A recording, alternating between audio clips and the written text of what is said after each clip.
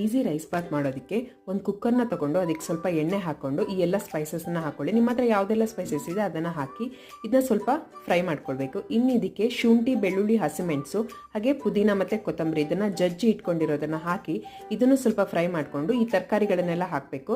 ಇದರಲ್ಲಿ carrot, beetroot, ಹೆಸರುಕಾಳು, corn ಹಾಗೆ ಪನ್ನೀರ್ ಇದೆ. ಪನ್ನೀರನ್ನು ಸೈಡಲ್ಲಿ ಎತ್ತಿಟ್ಕೊಂಡು ಮಿಕ್ಕಿದೆಲ್ಲ ತರಕಾರಿಗಳನ್ನು ಹಾಕ್ಕೊಂಡು ಫ್ರೈ ಮಾಡಬೇಕು. ಇನ್ನು ಇದಕ್ಕೆ ಧನಿಯಾ ಪೌಡರ್, ಜೀರಿಗೆ ಪುಡಿ, ಗರಂ ಮಸಾಲ, ಸ್ವಲ್ಪ ಅರಿಶಿನ, ರುಚಿಗೆ ತಕ್ಕಷ್ಟು ಉಪ್ಪು, ಆಮೇಲೆ ಒಂದು ಅರ್ಧ ಚಮಚ ಆಗುವಷ್ಟು ಬೆಲ್ಲ ಹಾಕಿದ್ದೇನೆ. ಇದು ಕಂಪ್ಲೀಟ್ಲಿ ಆಪ್ಷನಲ್.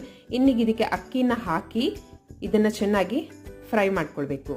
ಇನ್ನು ನೀರು ಹಾಕ್ಕೊಂಡು ಇದು ಒಂದು ಕುದಿ ಬರೋದಕ್ಕೆ ಬಿಡಬೇಕು. ಇವಾಗ ಕುದಿ ಬಂದಿದೆ. ಈಗ ಪನ್ನೀರನ್ನು ಹಾಕ್ಕೊಳ್ಬೇಕು.